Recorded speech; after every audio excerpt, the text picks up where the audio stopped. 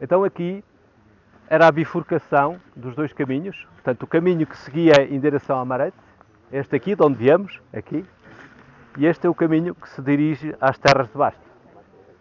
Bem? E então era uma grande bifurcação e em todas as encruzilhadas, a partir sobretudo do século XVII e XVIII, consequências longínquas do Concílio de Trento e da Contra-Reforma, instalaram-se cruzeiros nas encruzilhadas. Porque havia superstições, havia crenças ainda baseadas o cristianismo medieval era uma mistura de paganismo era um cristianismo diferente e então a Igreja Católica oficial reagiu contra essas crenças que se praticavam sobretudo nas encruzilhadas, onde se acreditava que as almas inquietas se juntavam. Inclusive havia movimentos de pessoas que achavam que podiam invocar essas almas para efeitos práticos, chamavam-lhe a necromância, mais conhecido por feitiçaria. Não é? E então, para sacralizar esses lugares e também para ser pedagógicos para com as populações, foram instalados cruzeiros nas encruzilhadas, portanto, para acabar, no fundo, sobreposto a crença, uma nova prática com a antiga, e a antiga desapareceu, foi assimilada através de um fenómeno de sincretismo religioso, não é? Portanto, fazia-se o culto da passagem para o outro mundo através dos cruzeiros, deixando essas questões das almas inquietas de lado, e essas almas inquietas passaram a ser as almas do purgatório, as almas que, portanto, depois do Concílio de Trento, havia a passagem para o outro mundo, para o além, começava pelo purgatório. O purgatório eram as chamas. As pessoas purgavam os males que tinham feito durante a sua vida. E o tempo de permanência no purgatório era proporcional ao mal feito, não é? Pronto. E então toda a gente pugnava por uma boa passagem para o além, não é? Queria estar o menos tempo possível no purgatório, não é? Porque depois de estar no purgatório, junto de Deus, e aguardava o dia do juízo final, não é? E então foram instalados cruzeiros. Aqui havia um belo cruzeiro, que era o Senhor da Boa Morte. Mas aqui há a tendência das populações locais pôr sinónimos. E então ele não ficou conhecido pelo Senhor da Boa Morte, mas sim o Senhor da Boa Hora, que é mais ou menos a mesma coisa, mas de forma mais ligeira. Né? E então havia aqui um cruzeiro, e em 1956, salvo erro, os donos daquela casa, que é chamada a Casa Grande, levaram-no para lá. E então, como eu vos disse aqui, esta veiga era muito pantanosa e havia muitos charcos grandes, lagoas, pequenos lagos de água e muito mato. E então, balsa em português antigo quer dizer isso, quer dizer lugar pantanoso, lugar matagal, ainda é usado no Minho para descrever um charco de água. Também tudo que seja associado à água é balsa. E então, a povoação que se fixou aqui mais perto da zona de matagal, de água, ainda existe ali uma lagoa, lá ao fundo, que dá origem ao nome daquele campo grande que está ali. E a povoação que se fixou nesta zona fixou-se aqui a povoação porque provavelmente instalou-se aqui alguma estalagem, alguma venda, não é? Ainda há notícia do século passado de existir aqui uma estalagem. Ali, aquela casa ali, quando foi reconstruída, ainda havia lá vestígios de uma estrebaria, portanto, para alimentar os animais, essas coisas todas. Portanto, essa tradição de estalagem aqui manteve-se até o século passado. E então a povoação que surgiu em torno desse estabelecimento comercial tomou o nome do lugar, da zona do mato onde estava, que era a Balsa. Ora, é uma palavra que está em desuso, já perdeu o sentido original, mas era isso que queria dizer na origem.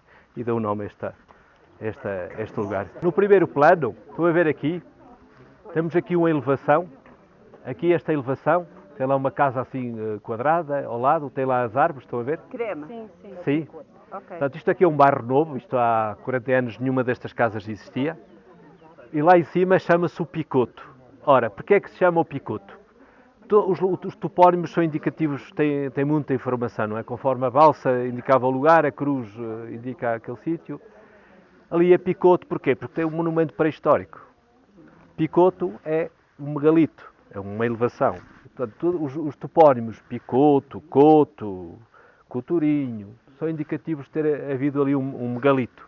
E então ali, no Picoto, ainda há lá os vestígios de uma mamoa. Portanto, uma mamoa é um túmulo pré-histórico. Começaram a ser construídos sobretudo a partir do 5º milénio antes de Cristo até ao 3º milénio, sobretudo a fase importante. Portanto, e eram túmulos em pedra, anta, dolmen, que depois eram cobertos, tapados com terra e uma couraça de pedra a proteger à volta.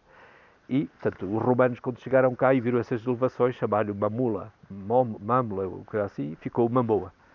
Portanto, e então, mas isso é uma linguagem um bocado erudita, as pessoas, é o coto, coisa assim. E então havia lá um túmulo pré-histórico, hoje ainda se nota um bocado da elevação, mas há 130, quase 130 anos, ou 130, à volta de ser mais, um médico arqueólogo de Vila Real, o Dr. Henrique Botelho, em 1896, escavou aquela mamoa e publicou no Arqueólogo Português os resultados dessa escavação. Por isso é que se sabe. E ele diz que escavou, mas que já não encontrou lá quer nenhum vestígio da estrutura em pedra. Já tinham sido reaproveitadas. É evidente que aquilo era pedra boa, lajes grandes, a parte de cima, a mesa, a tampa era uma coisa grande, os teios também eram bem feitos e foram todos reaproveitados. E ele, quando foi lá, de facto, já não havia nada. Portanto, isto mostra que a ocupação deste lugar remonta, de facto, ao Neolítico, parte final, portanto, e nessa altura essas mamoas pensa-se que havia um povoado em torno dessa mamoa, que era do tipo clã, que tinha uma ligação familiar entre eles, e a mamoa era tipo a sepultura da família, do clã. Esse ficou apenas na toponímia. Né? Mais acima temos o alto da Serra do Barão, ali o dorso principal.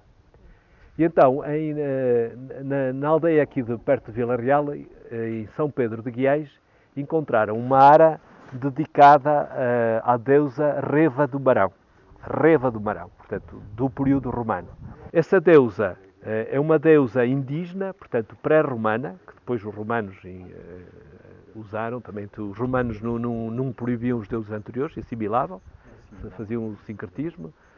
E essa deusa, então, é uma deusa que aparece em várias elevações, por exemplo, também aparece no Larouco, a deusa Reva do Larouco, e está associada às alturas e aos fenómenos atmosféricos. Portanto, era cultuada então na Antiguidade. Hoje em dia existe o culto de Nossa Senhora da Serra, lá no alto. E ainda há notícias no século passado, as pessoas irem lá à Senhora da Serra em clamores a pedir chuva. Portanto, estamos também perante outro fenómeno de sincretismo religioso, em que a Nossa Senhora da Serra assimilou o culto, muito provavelmente assimilou o culto da deusa Reva do Barão, uma deusa autóctone, regional, e que se perpetua, portanto, que está ligada sobretudo aos fenómenos atmosféricos, às alturas, por exemplo, às mudanças de estações, isso tudo. Por exemplo, a Senhora da Serra, o culto da Senhora da Serra era feito na altura do solstício de verão, que hoje se comemora o São João. Portanto, nas memórias paroquiais do século XVIII ainda se diz que as pessoas iam fazer o culto lá em cima na altura do São João, portanto, na altura do solstício de verão. Depois foi desfasado para o primeiro domingo depois do São Pedro, mais tarde. Mas a tradição de ir lá assistir ao nascer do sol ainda se mantém. As pessoas fazem a caminhada noturna até ao alto e chegam lá para ver o nascer do sol lá. Portanto, ainda serão reminiscências desse culto arcaico primitivo. Portanto, a Campiã está na fronteira mesmo, faz fronteira com vários concelhos do distrito do Porto e outros concelhos do distrito de Vila Real. Temos aqui a versão do meio, a versão do cabo e do outro lado a versãozinho. Ora, é óbvio de ver que a origem será a mesma, será a versão. E então, a versão, segundo as pessoas que estudam toponímia, terá a ver com o nome latino Aviciane. Portanto, remete-nos para o indivíduo que era proprietário de um fundo agrícola, que seria este fundo agrícola que iria da versãozinho até aqui. Portanto, a propriedade de Aviciane. hoje diríamos a Viciano. E então, porque é que aqui era uma propriedade agrícola? Como eu vos disse, a maior parte da veiga era pantanosa, era impossível de cultivar. Tinha que se cultivar nas zonas mais altas, mais secas. E esta zona, como estou a ver, é mais alta, mais elevada, e a cultura dominante da altura era o centeio. E então, esta zona terá sido das primeiras zonas cultivadas. E então, a Viciane remete-nos para a época das presúrias asturianas, da época em que os senhores que vieram das Astúrias por aí abaixo achavam que eram donos disto, chegavam aqui, isto é meu, não sei o quê, e tomavam conta. E os camponeses desgraçados, que remédio tinham se não a obedecer, né?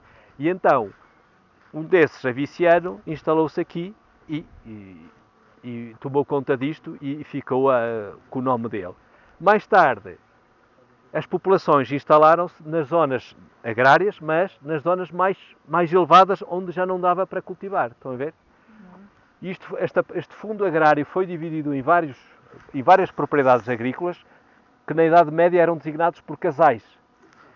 O casal era uma unidade fundiária que tinha que ter sustento suficiente para uma família sobreviver e pagar os seus impostos. E esses casais é que originaram as povoações modernas. Portanto, no sítio onde tinha a construção, onde vivia um casal e várias famílias, deu origem às povoações. Portanto, deu origem a 3 povoações: a Versão do Cabo, a Versão do Meio e a Versãozinho. Depois surgiram outras pequenas propriedades, outros pequenos lugares, por exemplo ali Pereira, Seixo, portanto, que estão todas ligadas à via que ia em direção a Campanhó.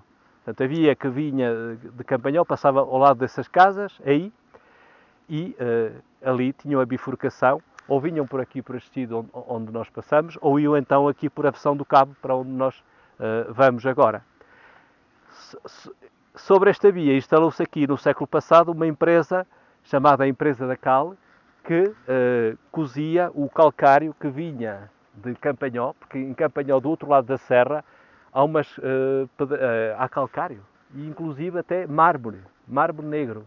Portanto, e então esse calcário foi explorado. Inicialmente havia fornos lá, e depois, no século passado, fizeram aqui uma empresa onde coziam aqui a cal, ou então moíam a cal, e a cal era usada para vender no Douro para tratamentos da vinha. Tratamentos da vinha, que era contra as doenças da vinha. Faziam aquelas caldas à base de cal e outras substâncias químicas. E esse calcário, então, de Campanhó era escoado daqui para o Douro. Passava por aqui.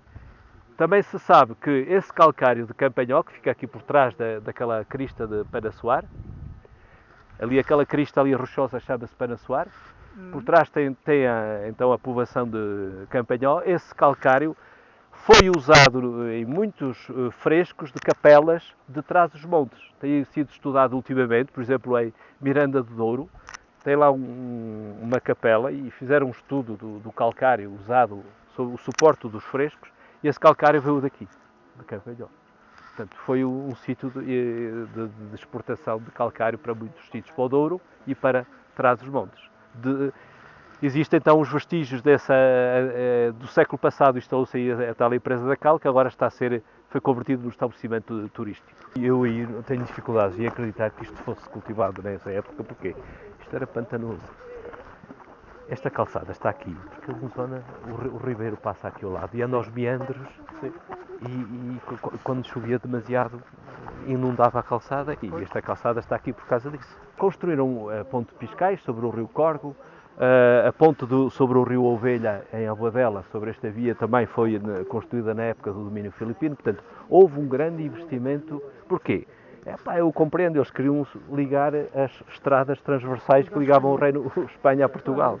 O Arco Memorial é uma das 7 preciosidades de que falou ontem o Dr. Joaquim Costa. Com o arco só há 6 em Portugal. Portanto, são túmulos... mais 6, não é? Só há mais 6. 7, depois. Este dos 6 está abandonado, os outros têm todos uma proteção patrimonial a nível nacional. Este nem tão pouco a nível municipal tem proteção patrimonial. Portanto, é um túmulo medieval e Portanto, terá entre 900 e 800 anos, António Silva. Mais ou menos. Por aí. Estes tipos de monumentos são próprios da arte românica. É uma arte muito própria, com características próprias, digamos assim. Ela desenvolveu-se também noutros sítios, mas aqui tinha características próprias, porque era aqui, de facto, era a zona dos grandes senhores. E esses senhores tinham as suas crenças e faziam as sepulturas de acordo com as crenças da sua época. É a tradição de tudo o que é antigo, ou se chama mouro ou romano. Pronto. Nós aqui é mais para o clássico, mas noutros sítios é os mouros ou não sei o quê. Se não sabe, é mouro. É, tudo que é antigo é mouro.